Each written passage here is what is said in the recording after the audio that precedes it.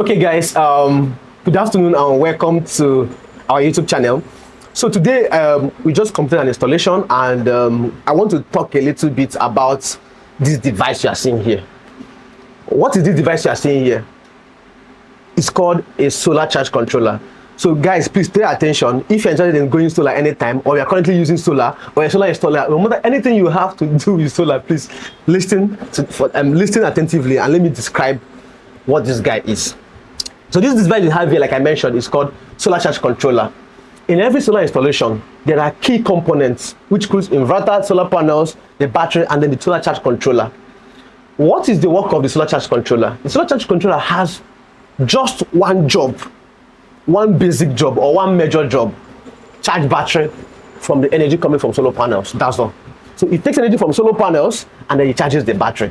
That is the work of the solar charge controller.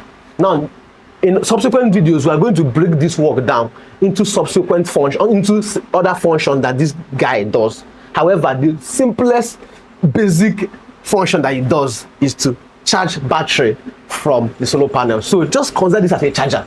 It's just a charger, but it's a smart charger. Now, we have different types of solar charge controller used in solar energy system.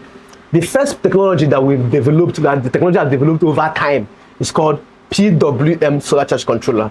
The full meaning of PWM is pulse width modulation, or pulse width modulated solar charge controller.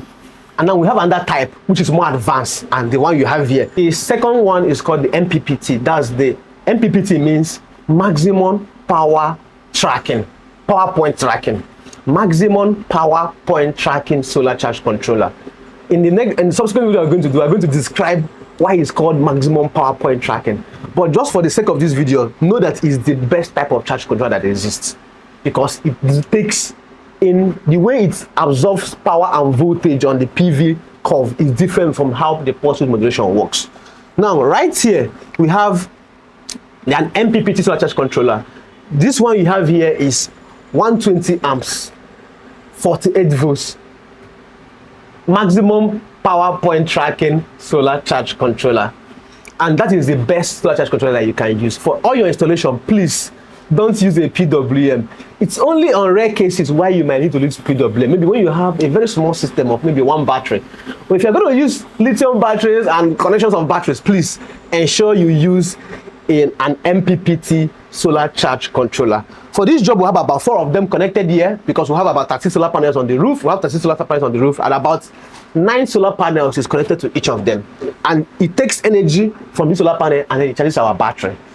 In the other videos we're going to do, we're going to describe, or we're going to dive in deeper into this technology and other jobs or other functions that this does in a solar energy setup.